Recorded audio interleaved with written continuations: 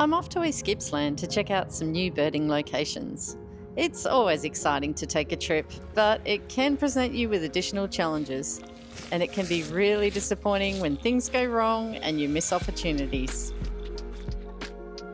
As I show you some of beautiful East Gippsland, I'm going to talk about some of the techniques I use to make the most of a variety of shooting conditions.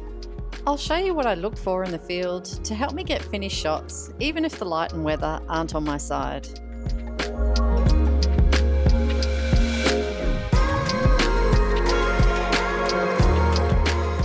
For those of you that don't know me, hi, I'm Sonia, ex-commercial photographer turned bird and wildlife chaser, sharing everything I'm learning on my journey to taking professional quality photos.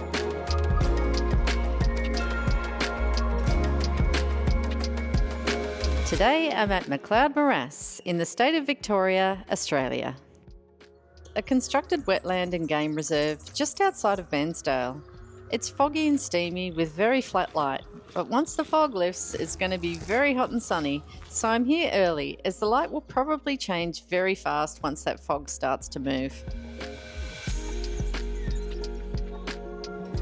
I'm avoiding walking on this crunchy gravel to keep a low profile. Assessing what I can do with the light is my first port of call. It's a bit of a challenge keeping your shutter speed up in these conditions, so I'm shooting wide open and I'm at ISO 4000. Flat light does have its advantages, with low contrast and soft shadows bringing out subtle natural colouring. It also gives me the opportunity to shoot in the high key style, so I'm going to focus on that before the sun hits. Link is in the top right corner for a basic tutorial on photographing in high key.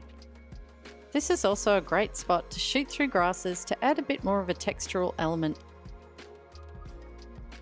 I'm not really one for completely clean shots. I like to incorporate the background just to include a bit more story.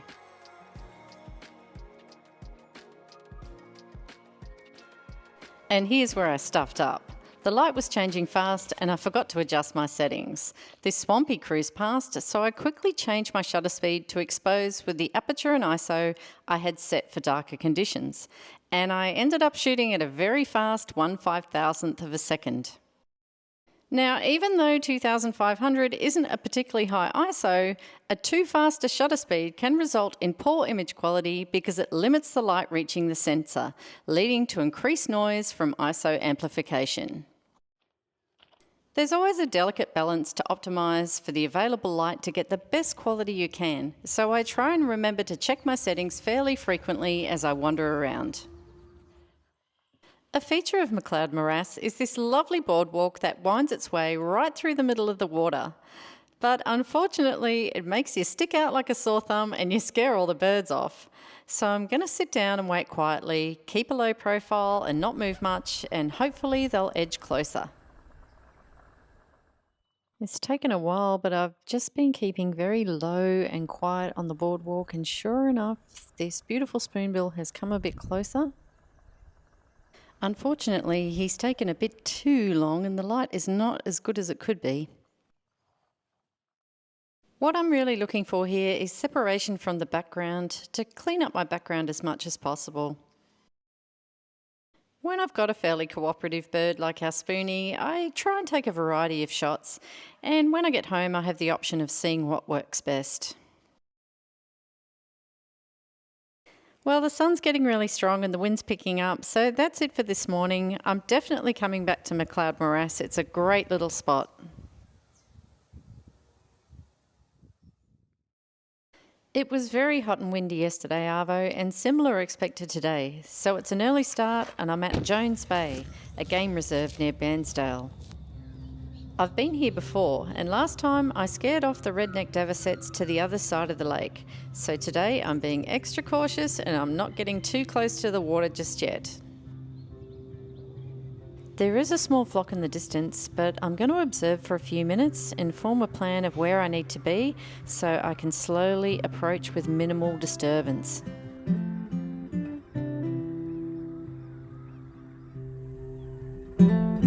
When I first started bird photography, I always used to hurry, thinking I was going to miss the shot. Now I've realised that taking my time and planning my shots is a much better practice. I try and be as present and calm as possible. I don't want to walk along their lake edge and scare them, so I'm going to head back into the shrubbery and then try and nestle myself in the samphire as close as I dare. I'm always conscious of the clock ticking on the best light. Well, I made it. I almost scared them off, so I'm not going any further. Now I've just got to wait for them to edge a little bit closer.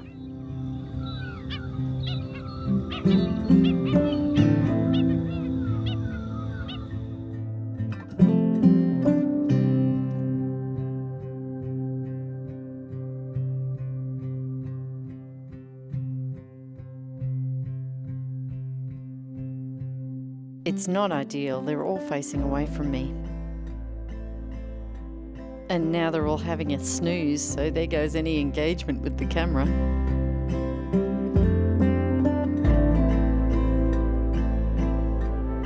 I'll just have to keep waiting. Sitting here with my little friend and about 100 spiders. And I think I'm going to run into the same problem as yesterday, where the birds take too long and the light is past its prime. I probably should have got here in the dark, but you never know exactly where they're going to be. I'm doing my trick of resting the lens on my gumboot and using the screen so that I can get as low to the water as possible. Unfortunately, lying down is not an option here. It's just far too boggy near the water. And they're heading away from me, so it's now or never. I was really hoping to get one or two separated from the pack because it's very difficult to get them all on the same focal plane, especially when they're at a distance. You can't really see if they're exactly in a straight line, and so one or two of the birds may not be sharp. And that's it, they're heading off, so it's on to plan B, which is to crop a couple of the birds out. And just as I'd given up, one turned around and did me a favour. It's always worth waiting just a few more minutes just in case. And there's a couple of bonus white-fronted chats as well.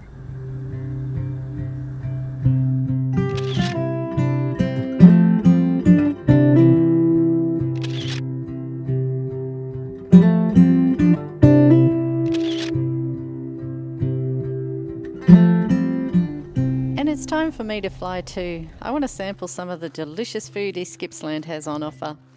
I'll see what the afternoon brings.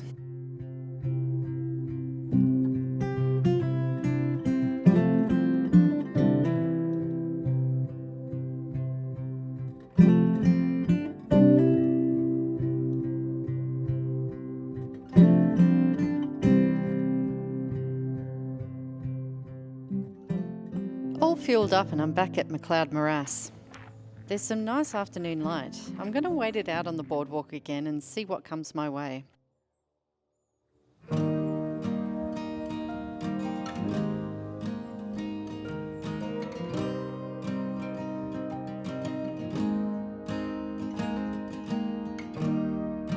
I was recently told there's 6 subspecies of these grey fantails. There's a challenge.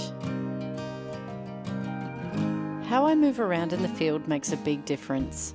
I move quietly, slowly, and deliberately. I try not to walk directly towards my subject. I even avoid looking at them if they're skittish. I'll only raise the camera when I need to, and I pay attention to signals my subject is getting nervous. Signs your bird is relaxed are fluffed feathers, a tucked foot, preening, or wing stretching. Signs your bird is a little anxious are sleeked or flattened feathers, rapid head movements, excessive vocalizations, and if they're about to take flight, they usually do a little poo. If I see any of these signs, I tend to stay completely still, look down or look away, and pretend I'm as disinterested in the bird as possible. You might have noticed that when you're not paying attention to birds, they can often sneak right up on you, and the first you see them is when you scare them off. And speaking of scaring off, I can hear music.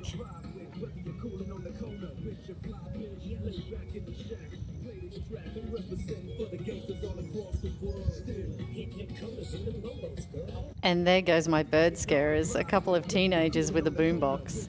They were very nice though, and even asked me a couple of questions about bird photography, maybe a couple of birders in the making. Well, unfortunately, the good light disappeared along with the birds and the boomboxes, so that's it from me for today. Tomorrow I'm heading back to Jones Bay to have another go at the avocets.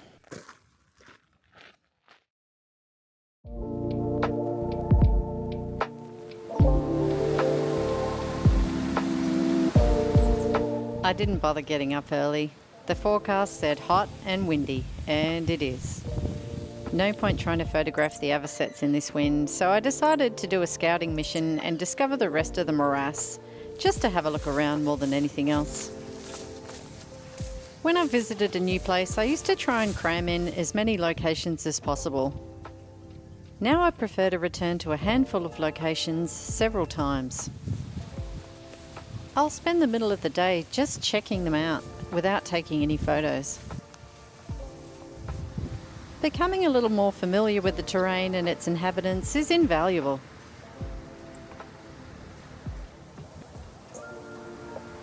I'll often find something, like this lovely mistletoe bird, that I want to come back and photograph under better light conditions.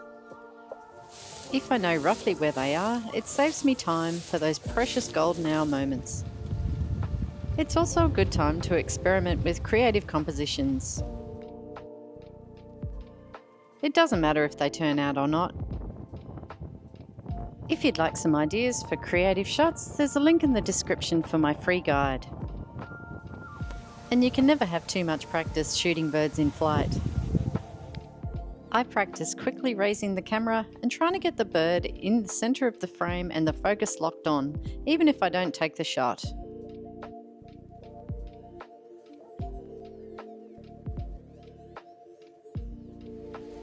And don't forget to periodically check the front of your lens for dust and spots, especially when it's windy like this. A bad day in the field still beats the best day at work. The forecast for tomorrow is fairly favourable, with light winds and overcast conditions, so I'm going to call it a day.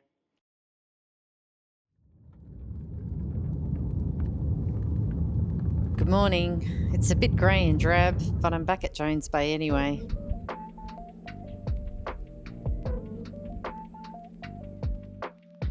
I can't see any avocets, but wait, what's that? Find out in part 2 of my East Gippsland adventure.